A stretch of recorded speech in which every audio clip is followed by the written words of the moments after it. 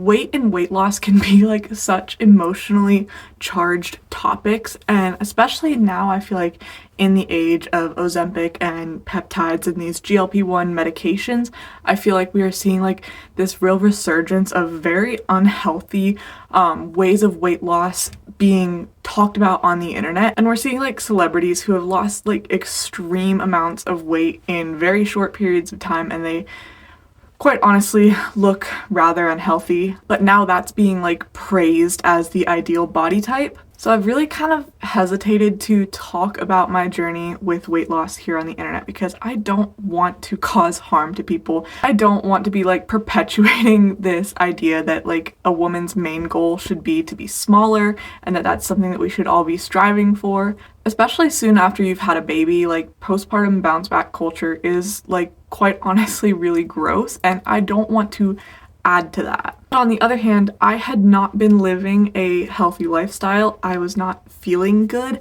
I have a family history of things like diabetes, and that was really concerning to me. So I wanted to make a change in my life. And you know what? I feel like there has to be some other people who are in my shoes and would like to hear like a success story or an ongoing success story from someone who is trying to lose weight in a healthy way, trying to overcome binge eating, and just overall model a healthy lifestyle for her children. If you've never seen my face before, hi, my name is Sage. I'm a stay-at-home mom to 2 toddlers, and I am on a mission to improve my life and subsequently improve the lives of my children. On this channel, I aim to share all of the simple yet effective changes I'm making to improve my life so that you can follow along as well. If you end up enjoying this video, it would mean the entire world to me if you would choose to like, subscribe, and hit the notifications bell so that you can be among the first to know whenever I post a new video. With that being said, let's get into it.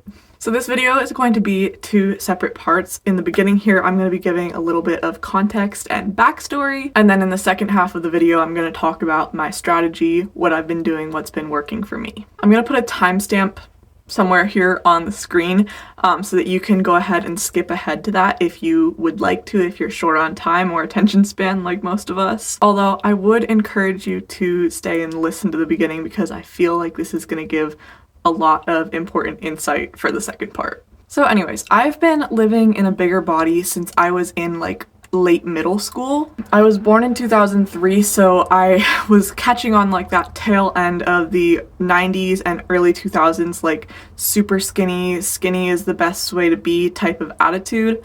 I was also raised in a very fat-phobic household and family culture, even though some of my family members were overweight. I remember when I was like a little kid, my mom telling me about how she had like the flattest stomach of all the girls in her class and stuff, and this is what I should do to make sure that I had that same effect on myself. I remember my dad, who was overweight, going on like these crazy like juice cleanses and fasting and stuff like that to try and lower his body weight, which, like, as we know, the science is pretty clear that that kind of thing doesn't really work in the long term, and it can actually be very bad for your health. And that was the results that he saw. Both of my parents were raised in households that were even more fat phobic than the one that they created. I believe that there was a lot of very negative messaging being given to them. Not I believe, I know there was a lot of very negative messaging that had been fed to them as children. I am not holding them accountable for my issues. I'm just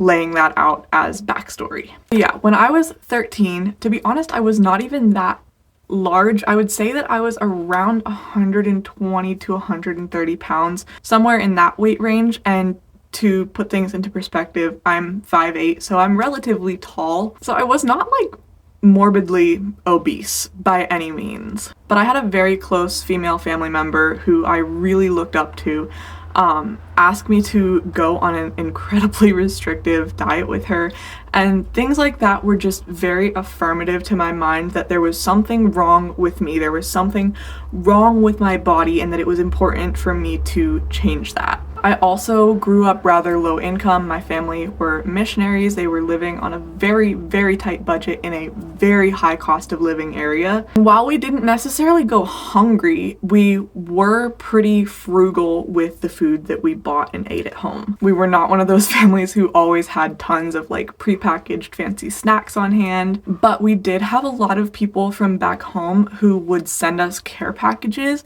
And oftentimes in those care packages, they would have fun little snacks and things like tasty cakes and granola bars and stuff like that. And honestly, from a very young age, I would say prior to the age of 10, I started eating in secret. It was a way for me to manage stress and manage like the feelings of loneliness that I was experiencing. Food became a very potent source of dopamine and comfort for me. And like growing up in a big family, when we got those fancy treats, like you had to be quick to get them because they would go fast. And so I found myself like squirreling things away. I had like secret hiding places for like food wrappers so that I wouldn't get in trouble for eating more snacks than my siblings. But this was also around the time that I was starting to notice I was putting on more fat, not just from like eating extra, but because I was starting to go through puberty and like I was noticing different changes in my body, you know, my hips widening.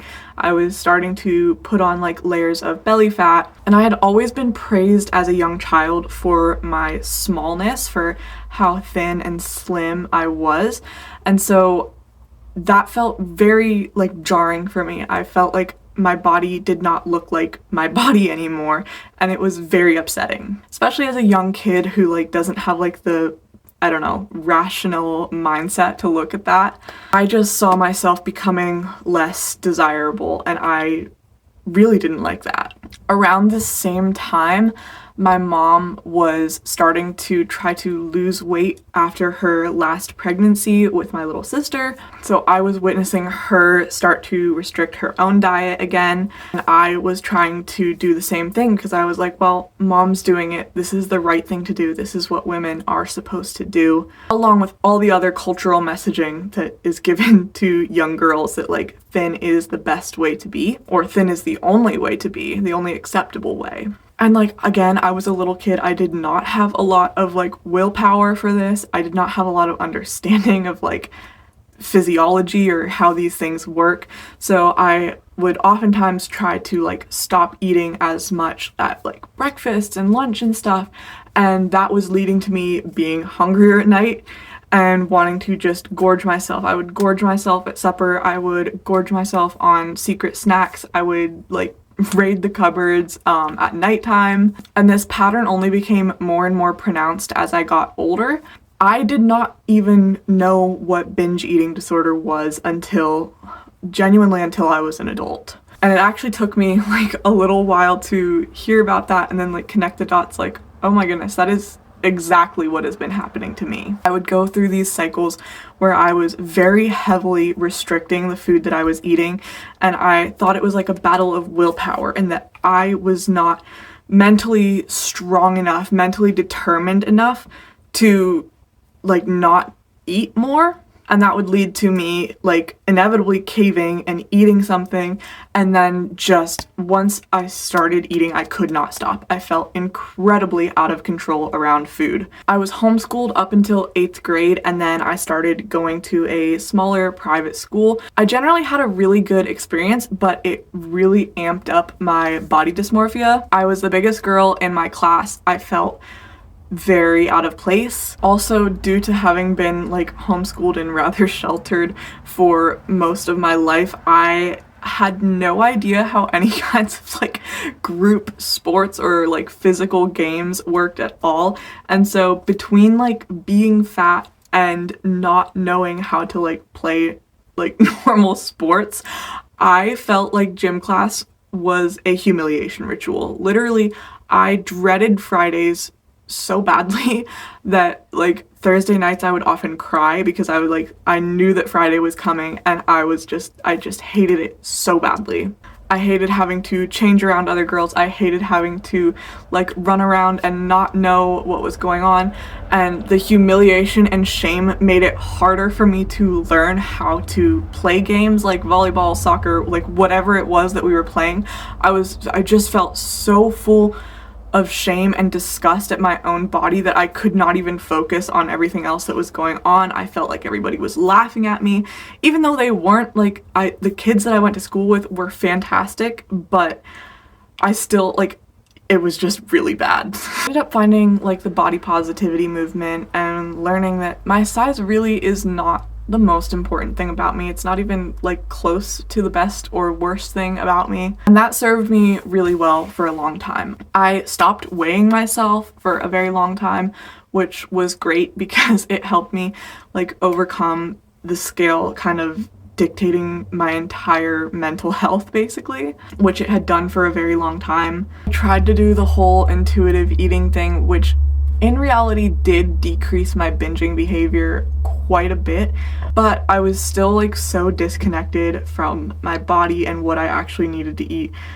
that I was still eating way too much. I was still eating a lot of foods that maybe were not supportive to my health and in way bigger quantities than I needed to be eating them. Fast forward to around 2023, my husband and I decided that we wanted to start thinking about starting a family. And so I decided that I wanted to lose a little bit of weight going into pregnancy. I don't really know what my thought behind it was. I don't know that I had like a concrete thought behind it, but I was like, I feel like if I get pregnant at the size that I am already, I'm going to end up being so huge that there will be like no way of coming back, if that makes sense. So I tried for a couple of months to lose weight, and I think that at my highest weight at the time, I had been around 216 pounds, and I ended up getting down to around 205.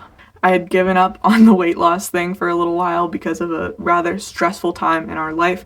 I had gained the weight back incredibly quickly because binging and restricting, like it was a cycle. Then we decided it was time to start trying to conceive, and at the time that I conceived my daughter, I was 216 pounds. As soon as I stopped tracking my calories, I was like, well, time to gorge myself because I've been very restrictive for the past like 3 or so months. One thing that I forgot to mention is I did end up finding the gym actually prior to getting married.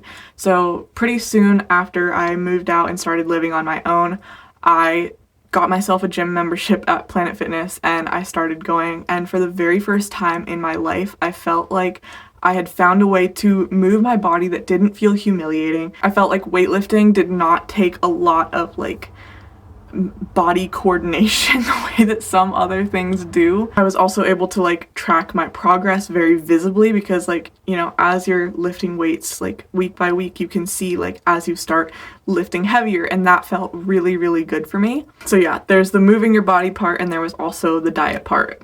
I had a really difficult pregnancy with my first baby. I had a condition called hyperemesis gravidarum, meaning I essentially vomited a minimum of 1 time a day, every single day from 7 weeks until she was born at 42 weeks. I think I would have been a lot sicker had I been like working at the time because literally I was like basically bedridden the entire time. I weighed 211 pounds like the day after I gave birth to her, and like I said earlier, I had weighed 216 pounds prior to getting pregnant. So that'll give you like something of an idea of just how sick I was. I was not eating enough, and I didn't really lose fat. I lost muscle. I felt so weak. I've never felt so weak in my entire life as I did immediately upon giving birth to my daughter. I'm still feeling the effects of that to this day, which is like 2 years later. But I ended up getting pregnant again when I was 5 months postpartum. I got pregnant with my son. I had a much easier pregnancy. I actually gained weight this time, which was like a very welcome feeling because I was like, oh my goodness, like look at how different this is. It was just such a redemptive and beautiful experience compared to my first one. But there was like that little bit of like, okay, shoot, if I'm gaining weight, that means I'm gonna be bigger when I give birth than I was before. And that was true. I hit my highest weight after giving birth to my son, I was 222 pounds, I believe. One thing that's been really important to me though is making sure that I'm not mistreating my body. I've done a lot of research into like taking care of our bodies and weight loss in sustainable ways that is not like actually harming us and harming our like bone density and like mineral stores and important things like that. I knew for a fact that I did not want to be losing weight while I was exclusively breastfeeding my son. At least not intentionally. I was like, well, if I'm breastfeeding him and I'm also losing weight while eating all the food that I feel like I need to be eating, that's great. But I was not going to intentionally try to restrict my calories to put myself in a calorie deficit. I've also been a breast milk oversupplier both of my breastfeeding journeys. At the height of my breast milk production, I was producing an additional like 30 ounces of milk on top of exclusively nursing my 8-month-old son. And I was estimating that he was drinking around 35 ounces a day. So there's the backstory, and that brings us up to February of 2026. This is a month before my son's first birthday, so he had been starting to eat solid foods. I was not planning on weaning him, so I knew that I was going to continue breastfeeding, but at this point his demand had slowed quite a bit. I'm also breastfeeding my 2-year-old at this point, but she's only nursing like once a day, not drinking a whole lot. I'm estimating that I'm burning around 500 to 550 calories per day just from breastfeeding. It seems like my calculations are correct on that based on how I've been losing weight. So I knew I wanted to start right before my son's first birthday, and I wanted to start out by doing the Whole30. I don't think that the Whole30 is a perfect program. I think there's like some weird stuff going on with it, but I did want to have something that would be a like sort of palate refresher for me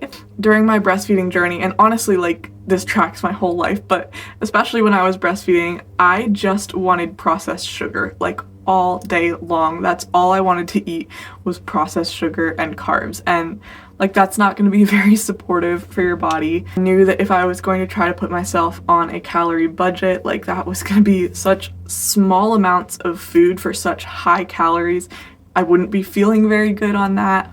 Also, like a really big motivator for weight loss for me is to lower my blood sugar readings. Prior to getting pregnant with my daughter, I was having pre-diabetic blood sugar readings, and I have a family history of diabetes, and I would really like to avoid that. So reducing my sugar intake, especially my processed sugar intake, was a big priority for me. So that was the point of the Whole30 for me.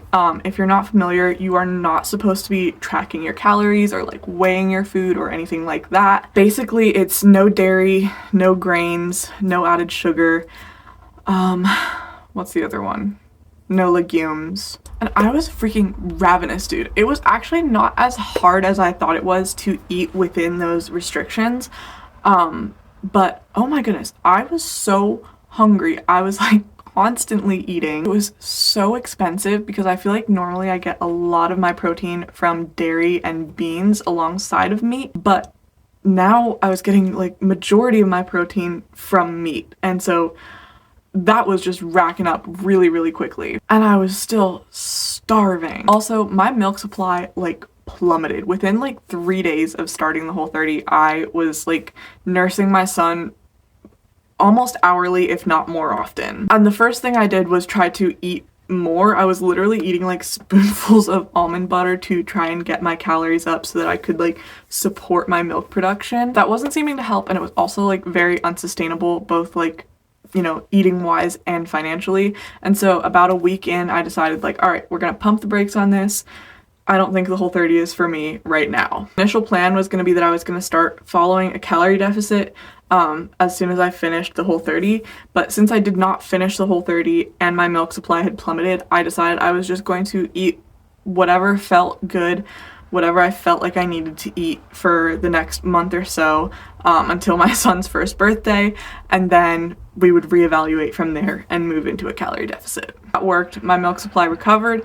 My son's birthday came and I was like, all right, it's time to get started. So I ran my stats through a TDEE calculator online. That's such a hard thing to say. I put my activity level as decently higher than it is to account for breastfeeding. I set a protein goal of 125 grams of protein per day and a fiber goal of 25 grams per day. Those were my minimum goals. I wanted to try and at least hit them, if not surpass them every day. I also replaced my Fitbit. I had gotten a Fitbit pretty soon after my daughter was born. I really loved it, being able to like track my activity levels and increase them accordingly, because previously I felt like I did not have any idea where my activity levels were. It ended up breaking though, and I didn't have one for like probably 6 months or so. So yeah, replaced that. That way I could start tracking my daily steps, because steps are now my main form of movement. I know I had talked about loving the gym previously, and I really, really did. Going to the gym was such a positive experience for me, but now that I have 2 very small children, including a 1-year-old who does not sleep if I'm not like right beside him most of the time, plus living like 15 minutes from the closest gym that doesn't have childcare, the gyms that do have childcare are like crazy expensive. We are living on a single income. We cannot afford that right now. It just did not make sense for me to go to the gyms. I know a lot of people love like Grow with Joe workouts and stuff like that. I can't stand them. They take too much coordination. Someday I'd love to work up to that, but like right now I need something that I don't hate so that I actually do it. Only other form of movement that I'm really doing is either Pilates or yoga. Just mat Pilates at home. I follow either Pilates by Izzy or like I think her name is Move with Nicole. And then I do at-home yoga through Yoga with Adrienne on YouTube. They've both been great. Both of those things are pretty easy for me to do. They're pretty low impact. They're very fun. Downside is I can only do them when my kids are sleeping, because otherwise they're like messing with the laptop or like crawling all over me, and that like completely makes it that I can't do it. Another thing that I've been doing is like baby wearing workouts. So while I'm wearing my son, I have a little set of dumbbells and we've been doing like an upper body workout with them. That's very fun, very effective. My son hates it, but you know, whatever. But walking, I set a goal of 10 to 12,000 steps. Initially, I set a goal of 8,000 steps per day. I worked my way up to that. Didn't take me very long. That was a pretty easy goal to hit. And so I decided to move the goalpost a bit, and I started for 10,000 steps. And currently the goal that I'm trying to hit is 12,000 steps per day. My minimum goal is 10,000, but if I can, I try to get that extra 20-minute walk in and hit 12,000 steps. So obviously I'm tracking my food, and that can be kind of difficult. And so the way that I'm combating that is by meal prepping. Every Sunday I meal prep my breakfast and lunch for the week. I have a whole separate video about this coming where I'm going to be sharing some of my favorite recipes with you guys and talking more about that.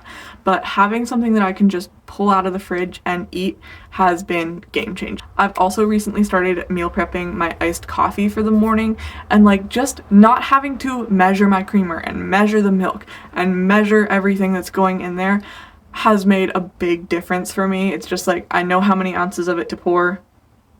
That's my coffee for the day. It makes things so much easier.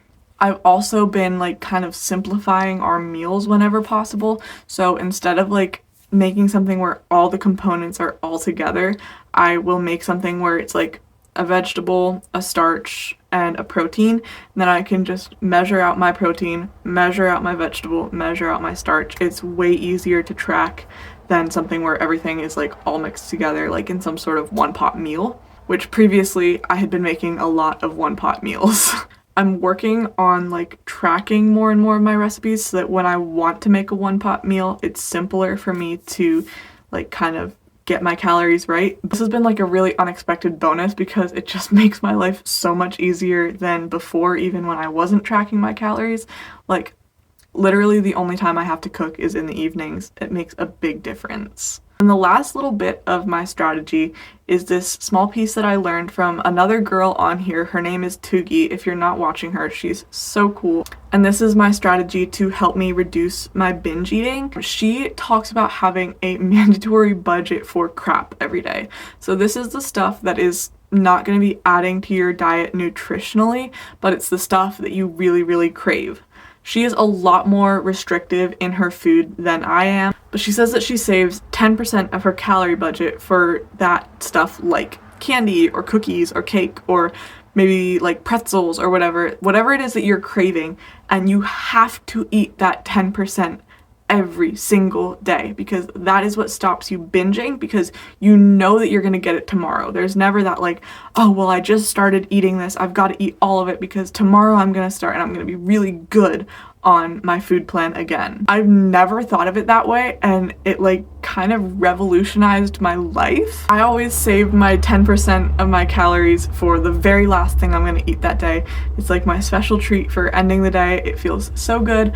I'm able to eat things that previously had like no breaks for me, and I can eat them in moderation, and they bring joy, they don't bring shame. I had like stopped purchasing things like Oreos for a long time because I knew that if they came in the house, I would eat the entire package, and like I could not stop myself around them. And so now being able to feel a sense of control around those things has been amazing. I have a package of Oreos downstairs that has been there for like 2 weeks now, and I've eaten like 2 Oreos out of it some nights. I'm not just like eating handfuls of them whenever I see them, and it's been like game changing. I feel amazing about it. It makes me feel so good, and I feel so good about being able to model that type of food behavior to my children, where they can see that treats can exist and they can be a good thing, but they don't have to be eaten like stuffing them in your face as fast as you can because you don't think you're going to get them ever again. Finding like healing there has been so amazing, and I'm so happy about it. I'm currently 22 pounds down from my highest weight of 225 pounds. I feel so good. I'm like feeling excited about it. This is the longest I've ever stuck to a calorie deficit, and I just feel like extremely proud of myself. I feel very proud and happy of the habits I'm modeling for my children.